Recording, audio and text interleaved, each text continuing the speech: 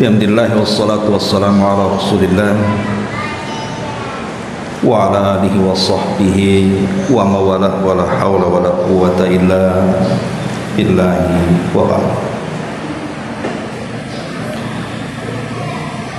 Kita lanjutkan kajian kita, masih membahas tafsir singkat dari juz 29,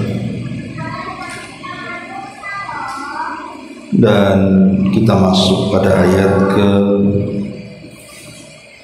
34 dan seterusnya.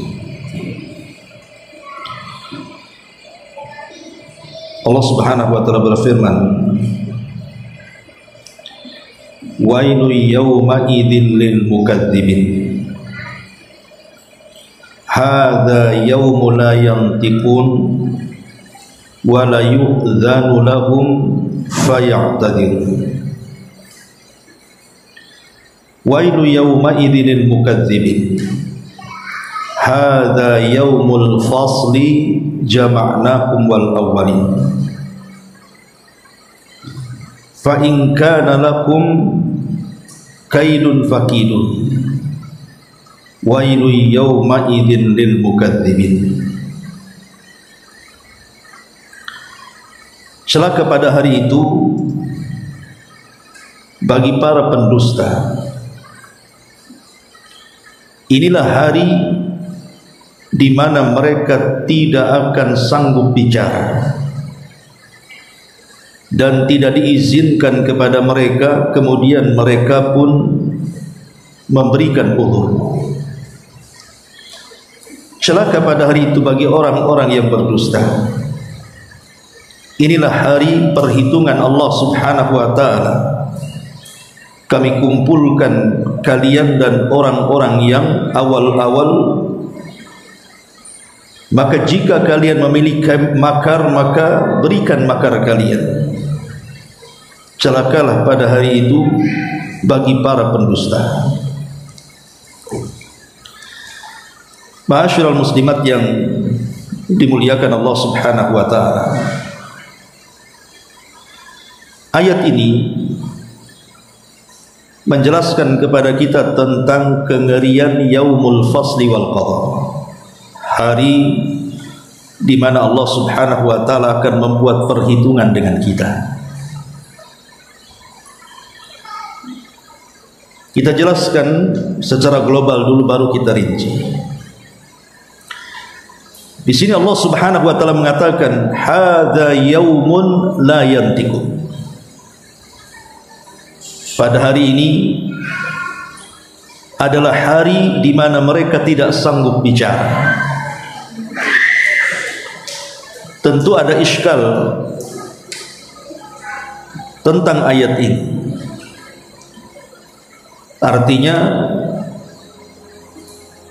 ayat ini apakah tidak bertentangan dengan ayat-ayat di mana orang-orang kafir pun mereka pada hari kiamat bicara? Contohnya Allah Subhanahu wa taala berfirman dalam surah As-Sajdah ayat 12, "Walau tara idil mujrimuna naqisu ru'usihim inda rabbihim rabbana absarna wa sami'na farji'na na'mal salihan inna muqinun." Dan alangkah ngerinya jika sekiranya kamu melihat ketika orang-orang yang melakukan dosa itu menundukkan kepalanya di hadapan Rabbnya dan berkata, "Wahai Rabb kami, kami telah melihatnya, kami telah mendengarnya, maka kembalikanlah kami ke dunia, maka kami akan mengerjakan amal saleh.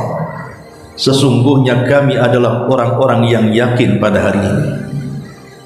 Kapan ucapan ini diucapkan oleh orang-orang yang berdosa itu?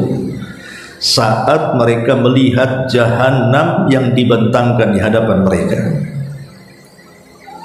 Karena ketika di dunia hanya cerita saja, mereka tidak melihat, mereka tidak mendengar bagaimana suara jahanam, sehingga mereka tidak meyakininya.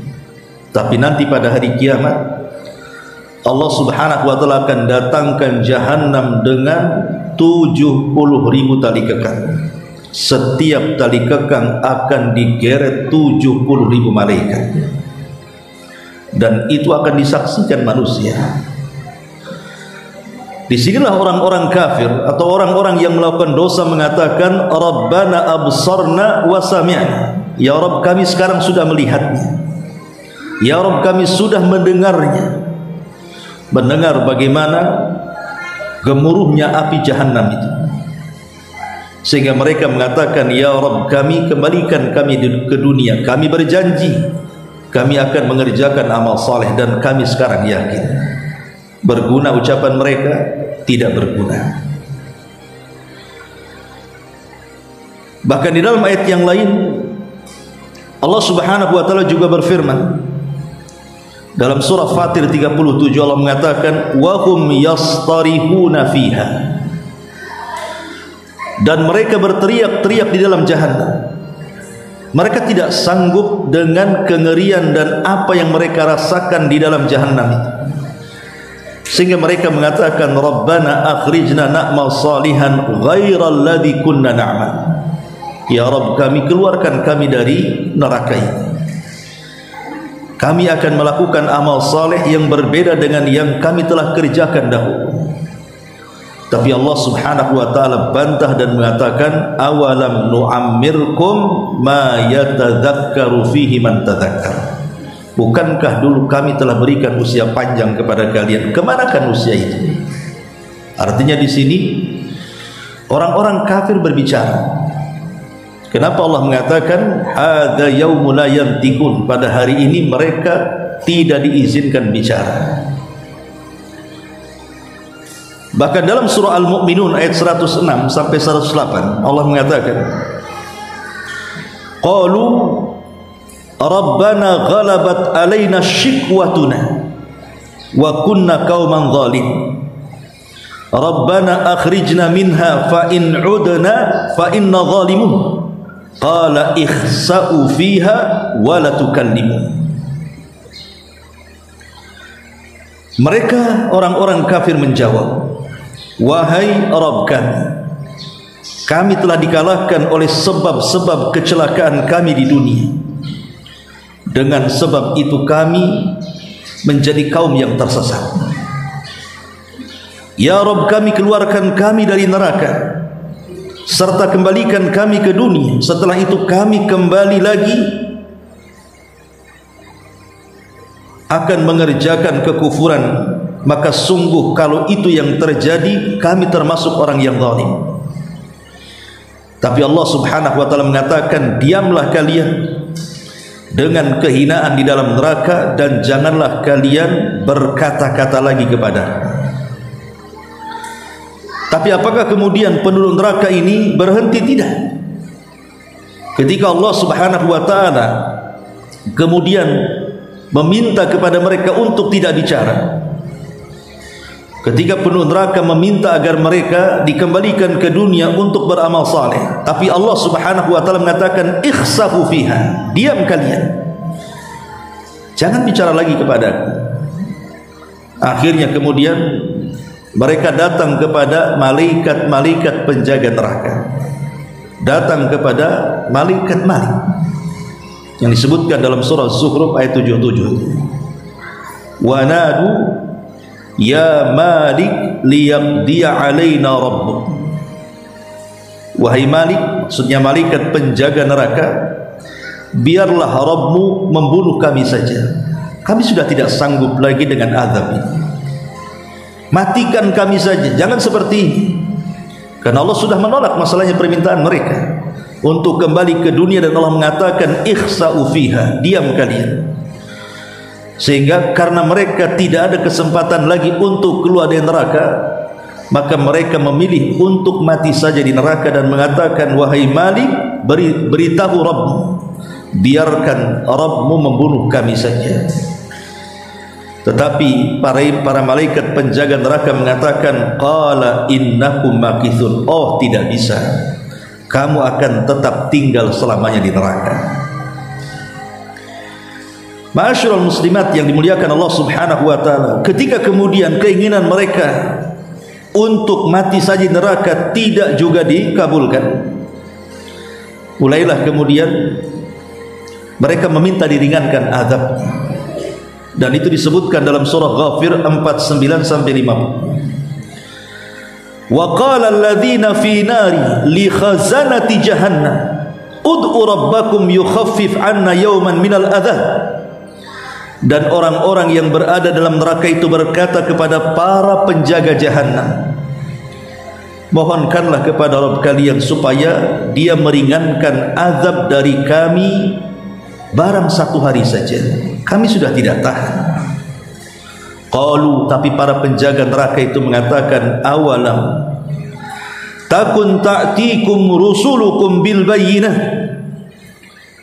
Maka para penjaga neraka mengatakan, bukankah dahulu di dunia Allah subhanahu wa ta'ala telah mendatangkan kepada kalian rasul-rasul kalian dengan membawa keterangan-keterangan yang nyata?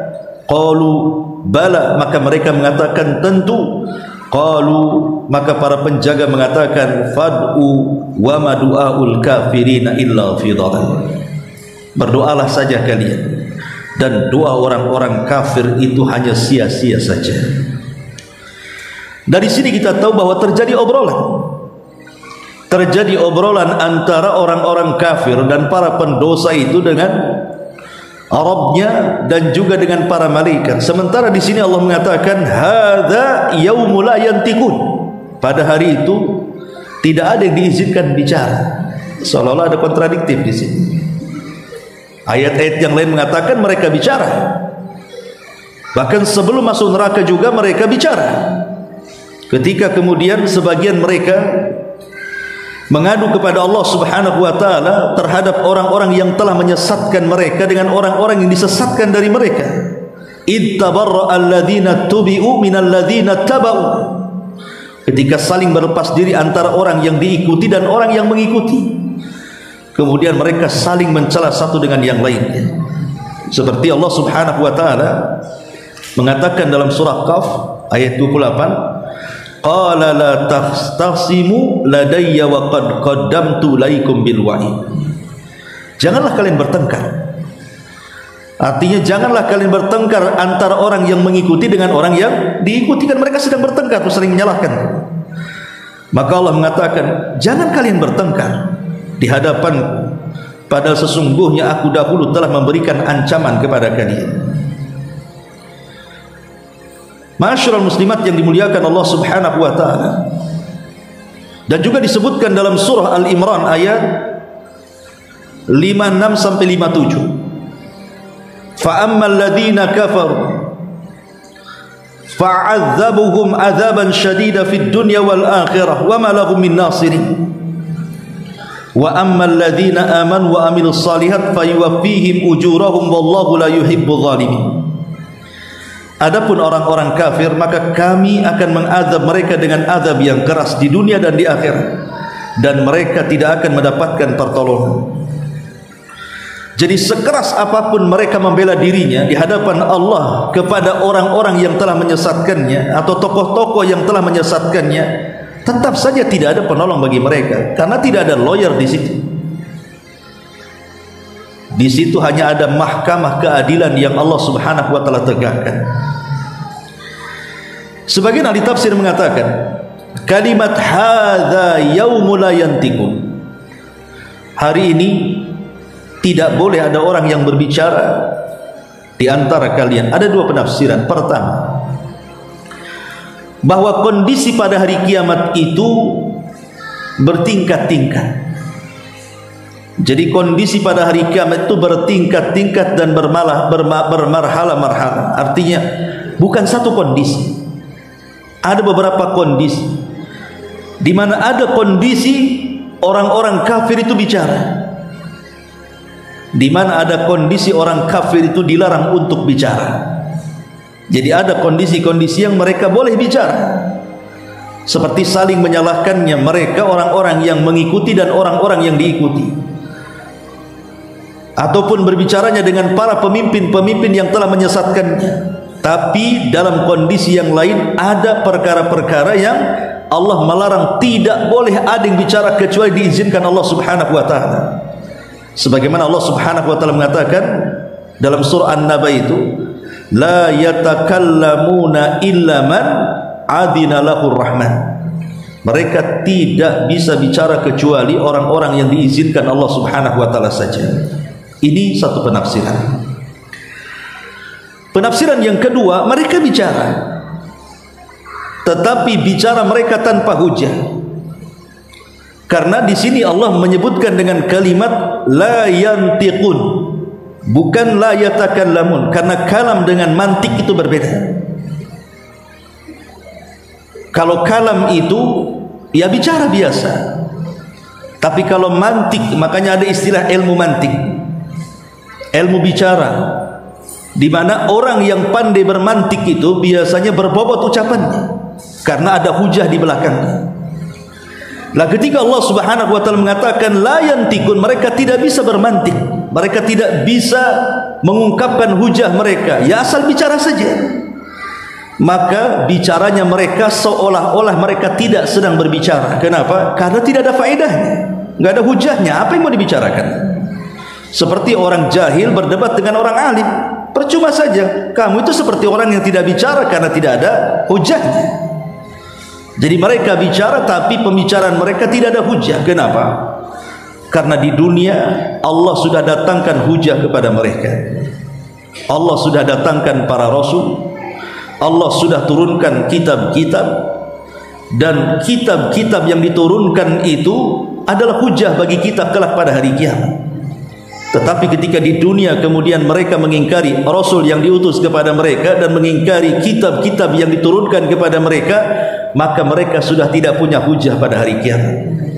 Makanya mereka tidak sanggup bermantik lagi, tidak sanggup bicara lagi. Mereka bicara tapi tidak berbobot, maka bicaranya seperti yang tidak sedang bicara. Itu penafsiran yang banyak ditafsirkan para ulama, hadza yaumul la yantikun. Kemudian Allah Subhanahu wa taala mengatakan wala yu'dzanu lahum faya'tadzirun, dan pada hari itu mereka tidak diizinkan untuk mengemukakan uzur-uzur mereka. Sekalipun mereka meminta uzur kepada Allah Subhanahu wa taala, tidak ada guna uzur mereka.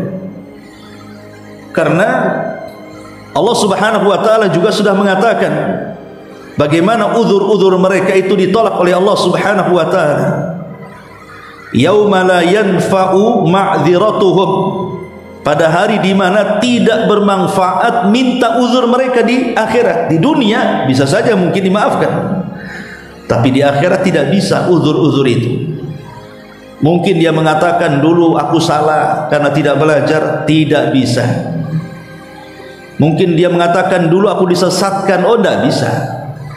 Jadi tidak bisa alasan apapun di hadapan Allah Subhanahu wa taala pada hari kiamat itu, karena sudah ditegakkan hujah masalahnya.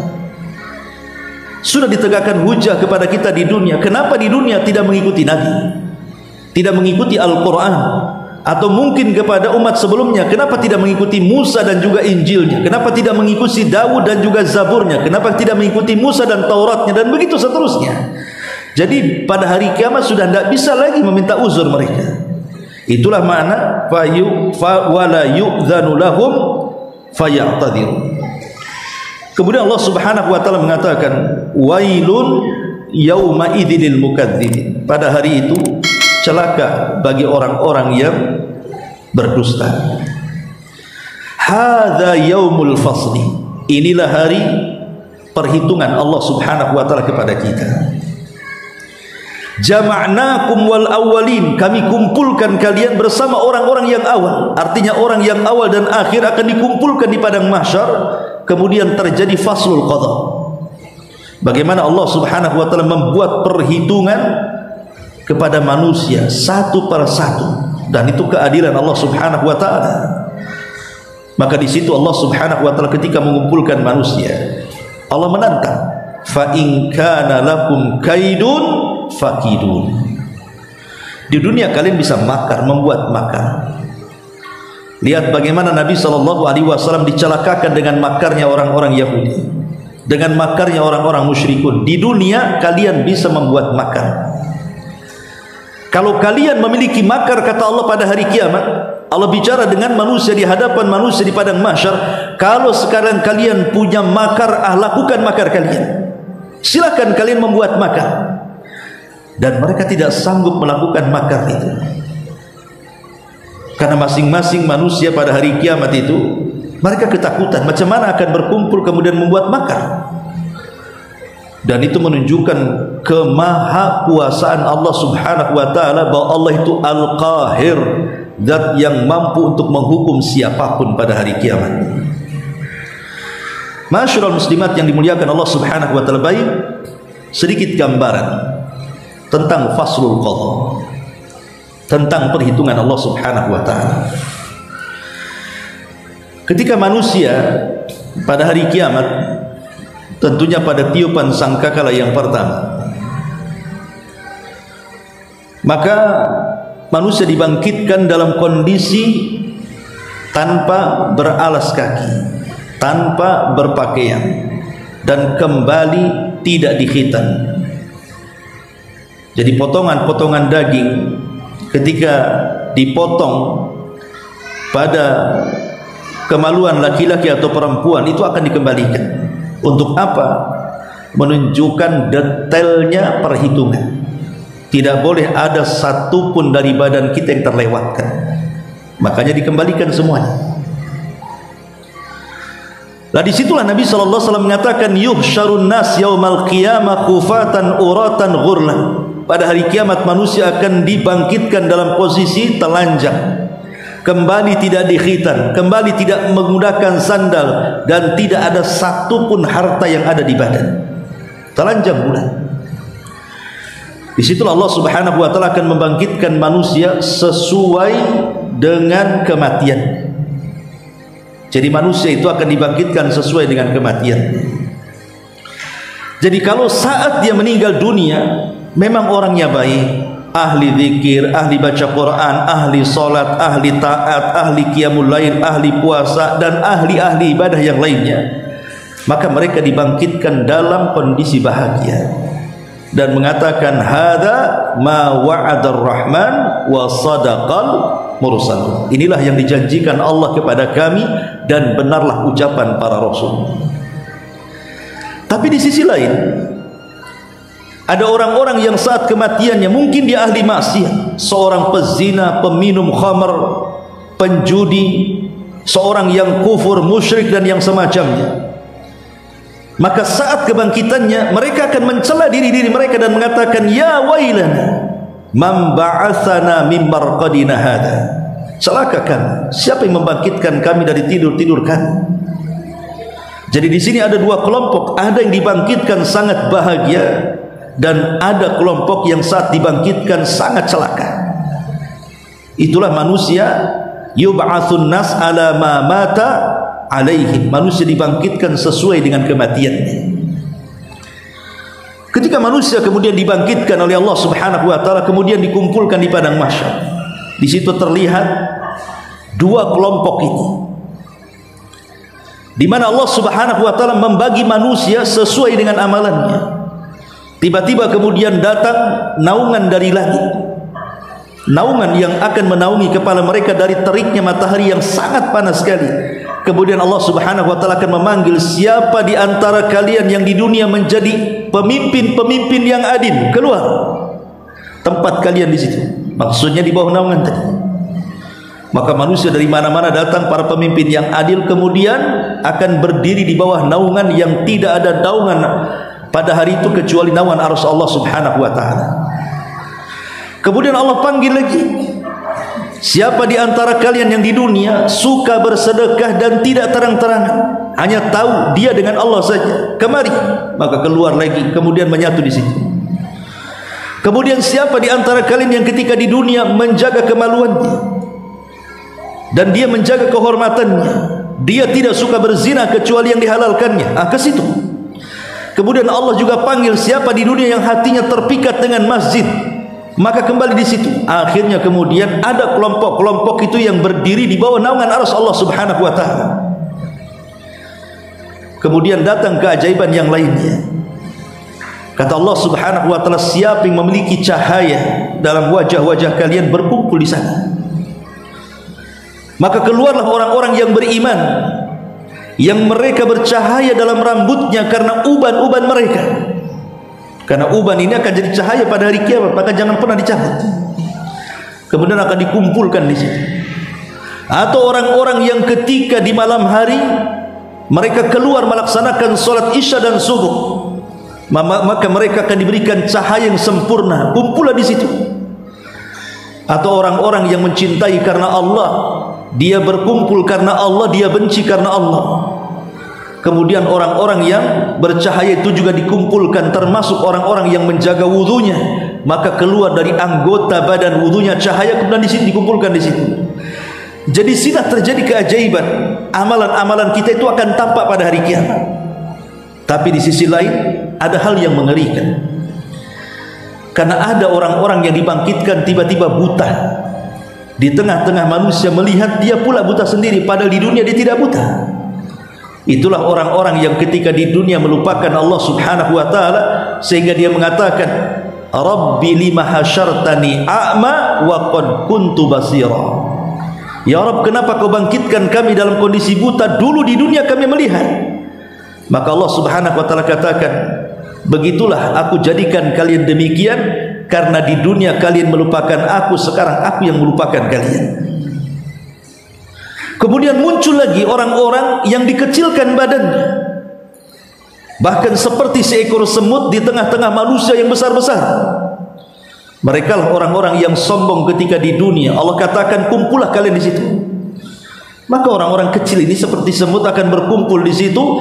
Itulah Nabi SAW katakan, yuhsyarun nas al-mutakabbiruna yawmal qiyamah amthali dzar. Allah akan kumpulkan orang-orang yang sombong pada hari kiamat seperti seekor semut. Ada lagi orang-orang yang kemudian dibentuk oleh Allah subhanahu wa ta'ala. Di lehernya sudah digantungkan 7 lapis bumi, sehingga dia menyeret-nyeret lapisan itu karena memberatkan lehernya. Mereka lah orang-orang yang suka mengambil tanah orang di dunia. Mungkin sejengkal, 2 jengkal, sekapling, 2 kapling, sehektar, 2 hektar. Makin banyak tanah yang diambil dan itu bukan miliknya, makin berat kalung yang ada di lehernya. Na'udzubillah. Ada juga kemudian orang-orang yang dililit ular-ular yang sangat besar sekali. Tiba-tiba datang ular besar, kemudian dililit sama ular tersebut, kemudian dimakan orang itu. Siapa mereka? Orang-orang yang ketika di dunia tidak pernah mengeluarkan zakatnya. Alladzina yaknizuna adh-dhahaba wal fiddah wa la yunfikunaha ila akhiril ayat. Orang-orang yang mereka menyembunyikan emas, perak ataupun barang-barang yang lainnya yang harusnya dizakatkan, dia tidak zakatkan. Maka benda-benda itu akan menjadi ular dan belit dia pada hari kiamat. Jadi kondisinya ini menyeramkan sekali. Itulah orang-orang yang ada di padang mahsyar. Kemudian mereka harus berdiri di padang mahsyar dengan waktu yang lama, matahari didekatkan 1 mil. Disitulah kita lihat ada orang-orang yang tenggelam dalam keringatnya, seolah-olah dia berenang di kolam renang, tertimbun dengan keringatnya. Ada yang keringatnya ya sedada, ada yang keringatnya selutut, ada yang keringatnya semata kaki, dan ada yang sama sekali kering, tidak ada keringat. Tentu ini disesuaikan dengan amalan-amalan ketika di dunia. Lah ketika manusia kemudian mereka berkumpul di padang mahsyar, maka disitulah manusia merasa nasib mereka tidak tentu. Apa yang akan terjadi setelahnya?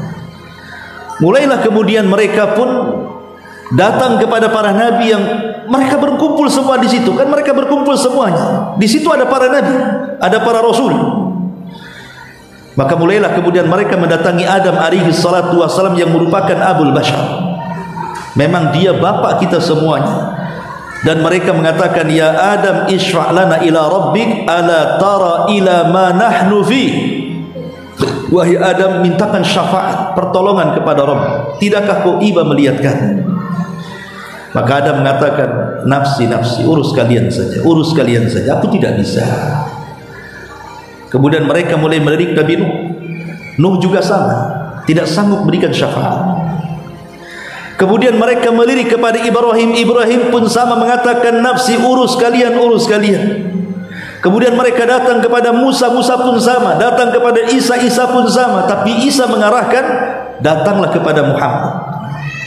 Maka semua manusia mendatangi Rasul kita Muhammad sallallahu alaihi wasallam dan mengatakan, ya Muhammad, isfa' lana ila rabbik, mintakan syafaat untuk kami kepada Rabb. Ala tara ila ma nahnu fi, tidakkah kau iba melihat kami? Maka Rasul mengatakan, ana laha, akan ku coba. Kemudian dia mendatangi Allah subhanahu wa ta'ala di bawah arasy-Nya, kemudian sujud dengan sujud yang lama, kemudian diilhamkan dengan doa-doa agar Allah subhanahu wa ta'ala mengabulkan permintaannya. Setelah lama Rasul bersujud, maka Allah pun datang dan mendatangi Rasul dan mengatakan, irfa ra'saka ya Muhammad, sal tu'ta, qul tusma, isfa' tusyaffa. Bangkit wahai Muhammad, angkat kepala, katakan kau didengar, minta kau diberi, mintalah syafaat, aku akan beri kau syafaat. Maka akhirnya Nabi SAW pun memberikan syafaat kepada seluruh manusia. Itulah yang disebut dengan syafaatul uzma. Setelah terjadi syafaat inilah, barulah kemudian manusia akan menghadapi peradilan yang sangat adil sekali. Tidak ada satupun kebaikan sebiji zarah kecuali ada keadilannya di situ, dan tidak ada kejahatan walaupun sebiji zarah kecuali ada keadilannya di situ. Itulah yang disebut dengan faslul qadha. Hadza yaumul fasli jama'nakum wal awwalin. Inilah yang dimaksud ayat ini. Hadza yaumul fasli jama'nakum wal awwalin. Inilah hari perhitungan kalian. Kami kumpulkan kalian beserta orang-orang yang awal-awal. Tidak ada satu manusia kecuali dapat keadilannya di situ. Di dunia boleh jadi orang-orang yang melakukan kezaliman dia selamat dari kezaliman, sehingga orang-orang yang dizalimi dia tidak mendapatkan keadilan. Ada yang dirampas hartanya tidak kembali, ada yang dirampas jiwanya tidak ada yang membalaskannya, ada yang menzalimi tidak ada yang membalas kezalimannya. Itu di dunia. Tapi di akhirat semua akan dimunculkan kezaliman-kezaliman dan akan terjadi faslul qadha, perhitungan yang sangat-sangat detail sekali. Ma'asyiral muslimat yang dimuliakan Allah subhanahu wa ta'ala, dari mana kita mulai faslul qadha ini? Ketika manusia dikumpulkan di padang mahsyar, maka Allah subhanahu wa ta'ala akan datangkan seluruh binatang yang pernah hidup di dunia, dan mereka menyaksikan. Kemudian terjadi hisab kepada binatang-binatang, baik yang buas ataupun yang jinak, baik yang besar ataupun yang kecil.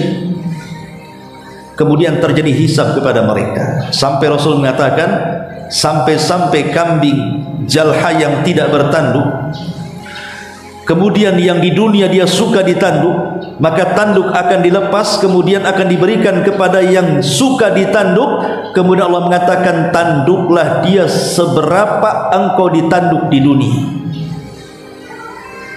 Maka terjadi hisab, karena kan pada hari kiamat namanya binatang itu kan saling makan ya. Boleh jadi mungkin buaya makan harimau, nanti harimau makan kancil, dan begitu seterusnya.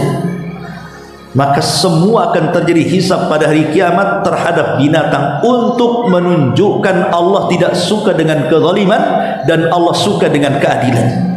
Tapi binatang itu tidak akan dimasukkan ke dalam neraka, hanya sebatas hisab saja, hanya untuk menunjukkan keadilan.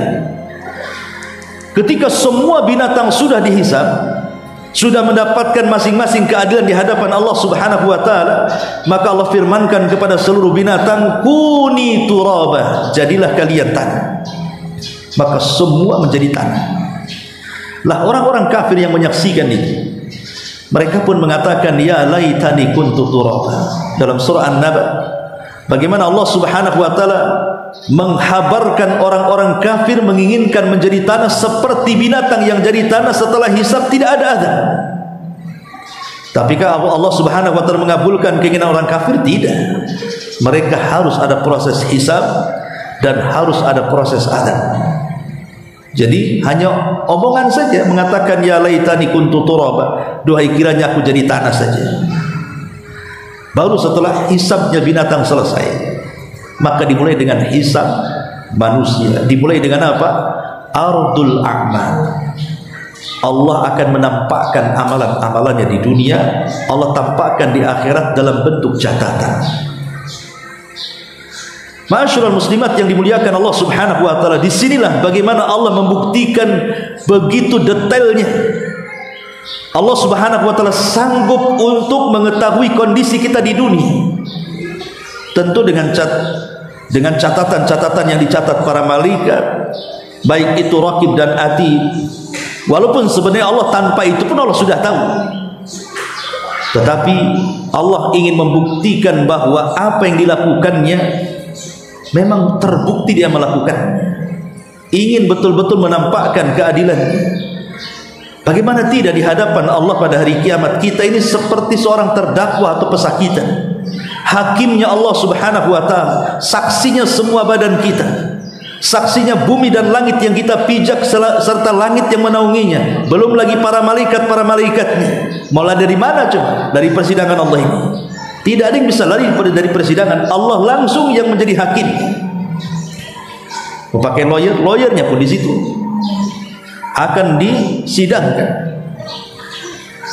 Ma'asyiral muslimat yang dimuliakan Allah Subhanahu wa taala, setelah terjadi ardul a'mal, penampakan amal-amal kita yang tidak bisa lolos dari situ, maka terjadi hisab. Inilah yang sangat menakutkan, karena tidak ada satupun amalan walaupun sebiji dzarrah kecuali ada hisab. Sebagaimana tidak ada kejahatan walaupun sebiji dzarrah kecuali ada hisab. Inilah yang disebut dengan faslul qadha. Hadza yaumul fasl, hari di mana manusia akan dihisab.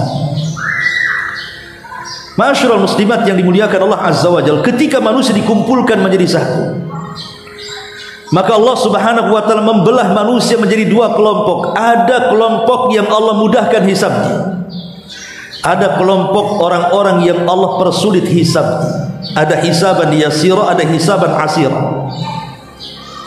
Sebenarnya kalau betul-betul Allah Subhanahu wa taala menghisab manusia semuanya, tidak ada yang selamat. Tidak ada satupun orang yang selamat di akhirat. Contoh saja dosa lisan kita. Mulai dari kita lahir sampai kita wafat, berapa kata-kata yang kita keluarkan dari kata-kata dusta, ghibah, laknat, hina, mencela, memfitnah. Berapa banyak? Dari dosa lisan saja kita tidak bisa selamat. Belum lagi dari dosa mata, memandang yang diharamkan Allah Azza wa Jalla. Dosa telinga, mendengar sesuatu yang kita dengar dari hal-hal yang haram, melangkahkan kaki ke tempat-tempat haram. Tidak ada yang bisa selamat sebenarnya. Kalau seandainya Allah mau detail hisab manusia semuanya, tidak ada namanya hisab mudah itu, semua hisab sulit.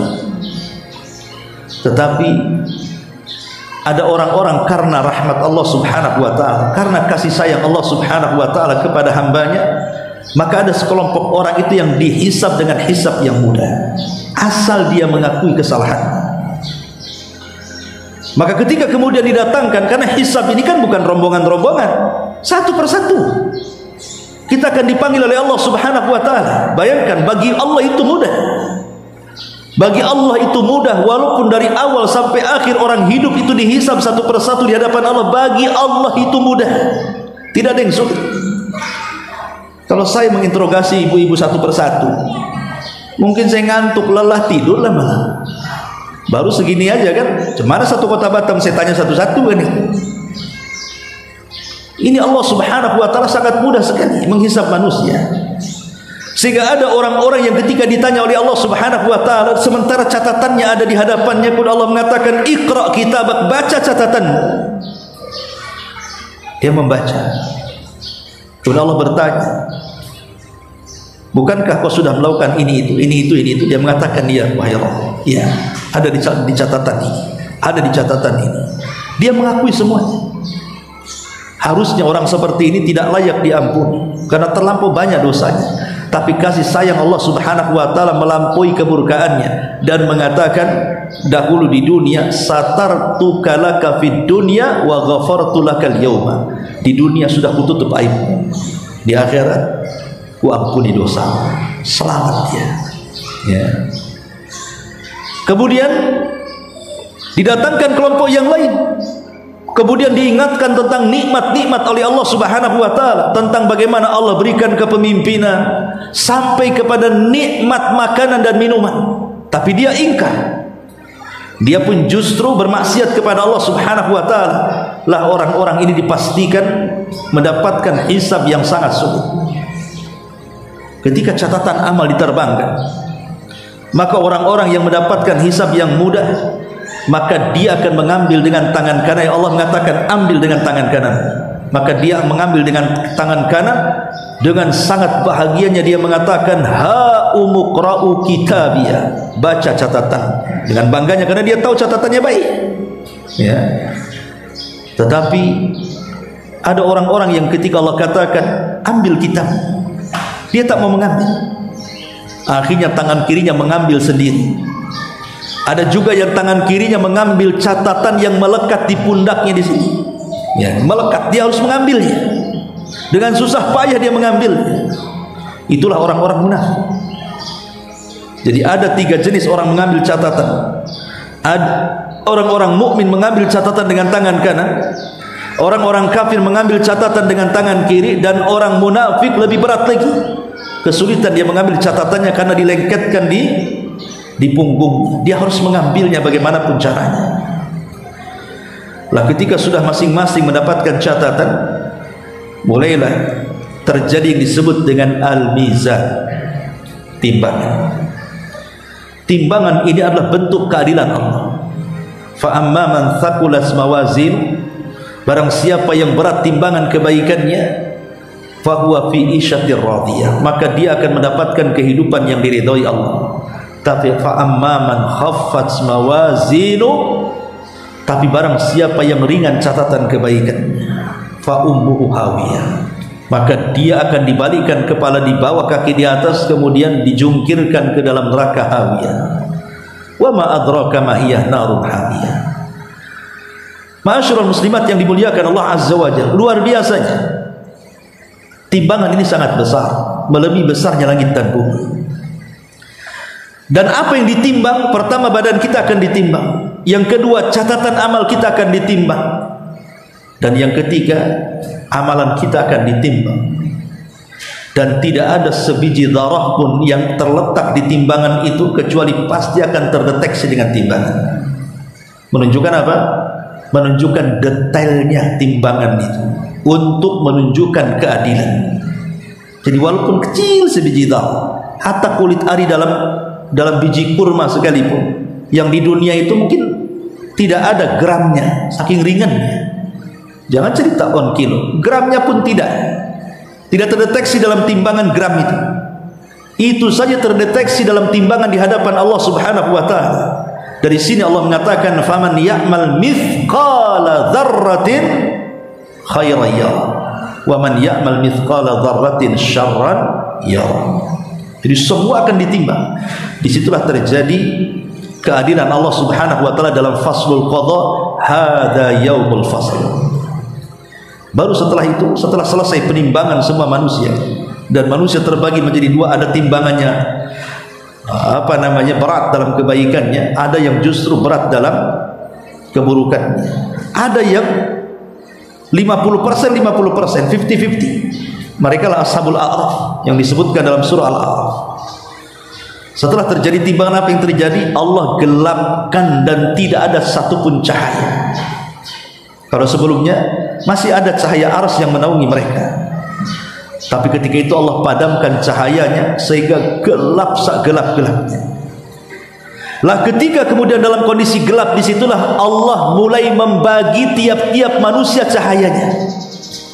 Ada yang mendapatkan cahaya besar, ada yang mendapatkan cahaya sedang, ada yang mendapatkan cahaya kecil, ada juga mendapatkan cahaya kadang bercahaya kadang padam. Dan mereka orang-orang munafik. Karena orang-orang kafir, mereka sudah dimasukkan ke dalam jahannam. Lah dengan cahaya-cahaya itu tiba-tiba Allah Subhanahu wa taala bentangkan satu jembatan di bawahnya jahannam. Itulah yang disebut dengan titian siratal mustaqim. Maka orang-orang yang beriman sanggup melintasi dengan berbagai macam bentuk. Ada yang seperti kilat langsung ke sana. Ada yang seperti kuda balap langsung ke sana, ada yang seperti lari kencang dan begitu seterusnya. Ada yang tertatih-tatih, kadang jatuh, kadang berdiri dan begitu seterusnya. Tapi ada yang kepleset kemudian masuk ke dalam jahanam 70 tahun baru sampai di dasar. Ketika orang-orang munafik, cahaya mereka padam. Mereka mengatakan, "Unzuruna naqtabis min nurikum." Tunggulah kami, biar kami mengikuti cahaya. Tapi orang-orang yang beriman sudah tahu, mereka hendak menipunya. Ya, di dunia orang-orang munafik bisa saja menipu orang-orang yang beriman, tapi di akhirat tipu daya mereka akan dibalik kepada mereka sendiri. Kata orang yang beriman, kembalilah ke belakang, maka engkau akan mendapatkan cahaya. Padahal tidak ada cahaya. Akhirnya kemudian setelah dia balik ke belakang, rupanya ada pintu, ada tembok yang menghalangi mereka. Tembok ini, kalau yang sebelah sini rahmat bagi orang-orang yang beriman, sebelah sini yang azab bagi orang-orang kafir. Disangkanya pintu tembok itu rahmat, ketika dibuka rupanya azab, masuk mereka ke dalam jahanam. Masyarul muslimat yang dimuliakan Allah Azza wa Jalla, baru setelah mereka melintasi titian sirat itu, mereka akan kumpul di sebuah tempat namanya Qantar. Qantar itu ujung daripada sirat, titian. Di situ terjadi kisos, tetapi kisos hanya antar orang-orang yang selamat dari titian, dan tidak ada yang selamat kecuali orang-orang yang beriman. Terjadi kisos dua kali. Kalau sebelum titian, kisosnya antar orang kafir dengan orang kafir, atau orang yang beriman dengan orang kafir, atau antar manusia dengan binatang, atau antar binatang dengan binatang. Tapi ketika setelah melihat murur, artinya lewat di titian, maka kisos ini hanya terjadi kepada orang-orang yang beriman saja. Disinilah nampak keajaiban keadilan Allah. Kita kenal hadis muflis, hadis bangkrut. Ketika Rasul mengatakan, atadruna mal muflisu hadil ummah, tahukah kalian tentang orang-orang yang bangkrut pada hari kiamat? Itulah orang-orang yang sudah meniti titian, membawa pahala solat, membawa pahala haji, pahala macam-macam dia bawa, sehingga dia bisa melintasi titian. Tapi dia tidak sadar, di dunia dia pernah menzalimi orang, itu masalahnya. Pernah mencaci orang, pernah menggibah orang, pernah menumpahkan darah orang, pernah mengambil harta orang, dan begitu seterusnya. Terjadilah apa yang disebut dengan barter pahala dan dosa. Ketika dia masih punya pahala, dia bisa bayar dengan pahalanya. Ketika dia tidak punya pahala lagi karena habis diberikan pahalanya, dia akan diberikan dosa-dosa orang-orang yang dizaliminya dan harus ditanggungnya. Itulah bangkrut, pahala habis, dosa orang pula ditanggung. Kalau dalam dunia usaha, modal ludas, hutang pula setumpuk. Apa tidak bangkrut itu? Lah baru kemudian setelah adanya, kenapa terjadi kisos lagi di sini? Supaya orang-orang yang masuk ke dalam sorga itu betul-betul hati mereka bersih, tidak ada kedengkian lagi, karena sudah habis kisos mereka, sudah terbayarkan. Sehingga ketika melangkah ke sorga itu sudah tidak ada dendam lagi. Sehingga ketika masuk sorga mereka satu hati, tidak saling dengki, tidak saling dendam, tidak saling membelakangi, tidak saling menggibah, dan begitu seterusnya. Betul-betul qalbun wahid, satu hati yang semuanya baik, tidak ada yang jelek. Setelah kemudian mereka pun masuk ke dalam sorga dari pintu-pintu sesuai dengan keahlian ibadah, maka mereka akan mendapatkan nikmat ma la ainun ra'at wala udhunun sami'at wala khatara ala qalbi bashar. Kenikmatan yang tidak pernah dilihat, didengar telinga, bahkan terlintas di otak manusia pun tidak bisa. Itulah disebut dengan yaumul fasl. Hadza yaumul fasli jama'nakum wal awwalin fa in kana lakum kaidun faqidun. Wallahu a'lam.